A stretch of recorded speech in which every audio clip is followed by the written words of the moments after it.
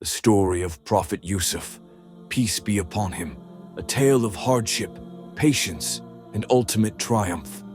It is a journey of betrayal, faith, and redemption, showing us that even in the darkest of moments, God's plan is always at work. Prophet Yusuf was the beloved son of Prophet Yaqub, peace be upon him, who had 11 other sons. Among them was his younger brother Benjamin, who shared the same mother, while the rest were older half-brothers. Yaqub saw in Yusuf something special, a purity of heart and wisdom beyond his years. However, his father's deep love for him stirred jealousy in the hearts of his older brothers, who saw him as a rival for their father's affection. One morning, young Yusuf awoke with excitement from a mysterious dream. Rushing to his father, he said, "Oh, my father, I have seen 11 stars, the sun and the moon. I saw them prostrating to me." Prophet Yaqub, recognizing this as a sign of Yusuf's future greatness, rejoiced. However, he also feared his older son's jealousy and warned Yusuf not to share his dream with them. Over time, the brothers' envy deepened. They resented Yusuf's special status and, unable to suppress their jealousy, conspired to rid themselves of him. They planned to throw him into a deep well. One day they approached their father, convincing him to let Yusuf accompany them on an outing. Although hesitant, Yaqub reluctantly agreed. As soon as they found a secluded well, the brothers pretended to fetch water. Seizing the moment, they grabbed Yusuf, ignoring his pleas, and cast him into the darkness below. Leaving him behind, they returned home, presenting their father with Yusuf's shirt stained with sheep's blood. They wept, claiming a wolf had devoured him. Yaqub, though heartbroken, sensed deception. Noticing the shirt was intact, he knew their story was false. With unwavering faith, he prayed for Yusuf's safety. Meanwhile, Yusuf clung to hope, praying for deliverance. Soon, a passing caravan stopped at the well. Lowering a bucket to draw water, they were astonished to find a boy clinging to the rope. Recognizing his beauty, they decided to sell him as a slave. Upon reaching Egypt, Yusuf was auctioned and purchased by the treasurer, Al-Aziz, who was an advisor to the king. Al-Aziz, who was childless, admired Yusuf's intelligence and character. He instructed his wife Zuleika to treat the boy well, either as a servant or an adopted son. As the years passed, Yusuf matured into a man of striking beauty and wisdom, earning trust and respect. However, his trials were not over. The wife of Al-Aziz, overwhelmed by Yusuf's allure, became infatuated. One day, when they were alone, she locked the doors and invited him toward her. Fearful of Allah, Yusuf rejected her advances, declaring, "I seek refuge in Allah. Indeed, He is my master who has provided me shelter. Surely the wrongdoers will not succeed." Turning away, he ran for the door, but she grabbed his shirt, tearing it as he fled. At that moment, Al-Aziz entered the room. Seizing the opportunity, his wife falsely accused Yusuf of trying to seduce her.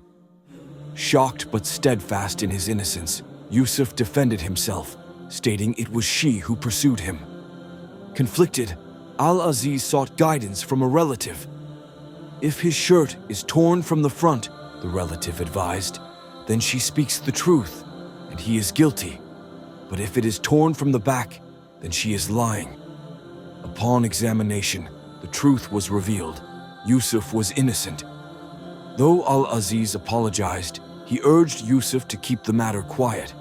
However, rumors spread, and the women of the city ridiculed Al-Aziz's wife for her desire. Seeking to prove that any woman would succumb to Yusuf's beauty, she invited them to a banquet. As they sliced fruit, she summoned Yusuf. The moment they saw him, they were so mesmerized by his stunning appearance that they unknowingly cut their hands, exclaiming, "This is no mortal. He is none other than a noble angel."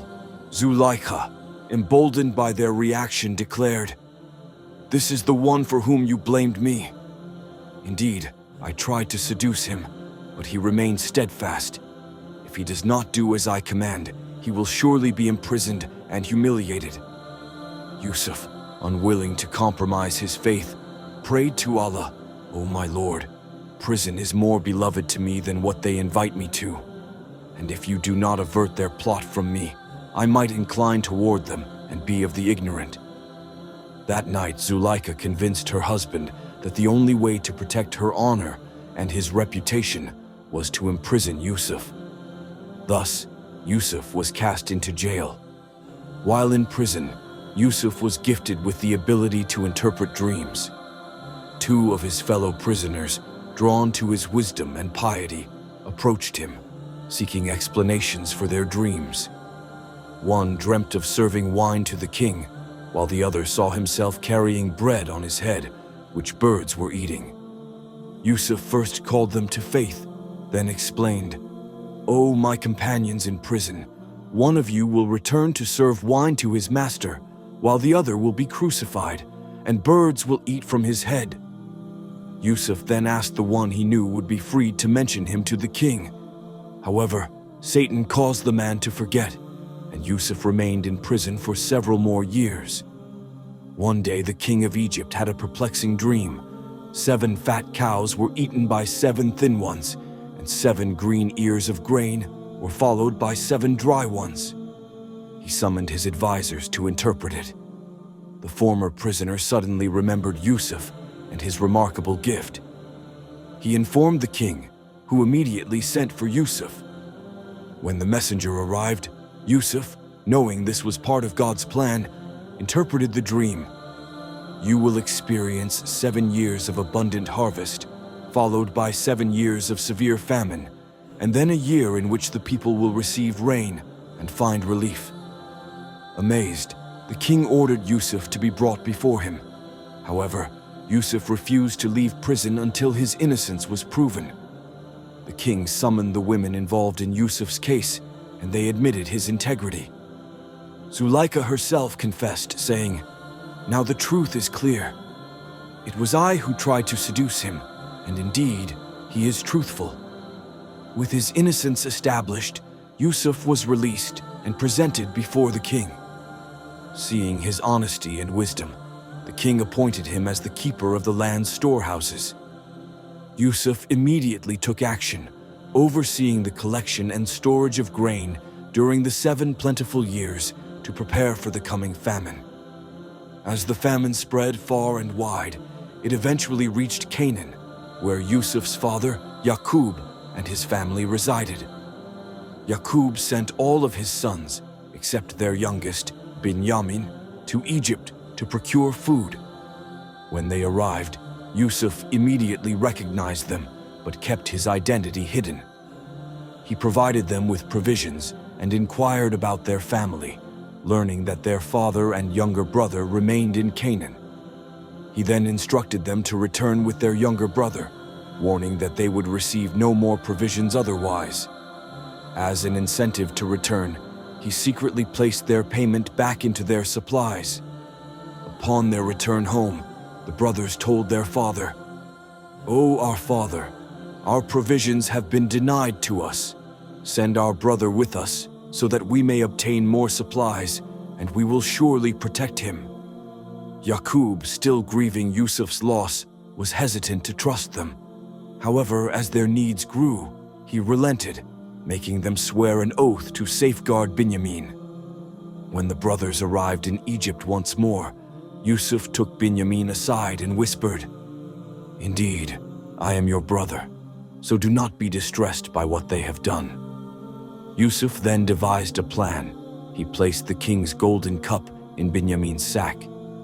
As the brothers were leaving, the king's men stopped them, searching their belongings and discovering the cup in Binyamin's bag. The soldiers accused them of theft, and the brothers, desperate, pleaded for Binyamin's release, offering themselves in his place. But the soldiers refused. The eldest brother, unwilling to return without Binyamin, declared, "I will not leave this land until my father permits me, or until Allah decides for me." The rest of the brothers returned to Canaan and informed Yaqub of what had happened. Overcome with sorrow, Yaqub wept until he lost his sight, turning to prayer for solace. Eventually, he sent his sons back to Egypt once again, instructing them to plead for Binyamin's release. When they arrived, Yusuf revealed his true identity, asking, "Do you remember what you did to Yusuf?" Shocked and ashamed, the brothers trembled, fearing retribution. But Yusuf reassured them, saying, "There is no blame on you today. May Allah forgive you." Yusuf then handed them his shirt and instructed them, "Place this over my father's face, and his sight will return." When the brothers did as they were told, Yaqub's vision was miraculously restored. Overjoyed, he and his family set out for Egypt, where Yusuf welcomed them with open arms. Lifting his father to a place of honor, he declared, "O my father, this is the fulfillment of my dream from before. My Lord has made it a reality." The story of Yusuf teaches that though he was betrayed by his brothers, sold into slavery, and unjustly imprisoned, he never lost faith. Instead of questioning his hardships, he remained steadfast, trusting in God's plan. Through patience, integrity, and unwavering belief, Yusuf rose to greatness, proving that every trial leads to a greater purpose. If you enjoyed this video, please drop a like and subscribe to stay tuned for more. May Allah increase us in beneficial knowledge.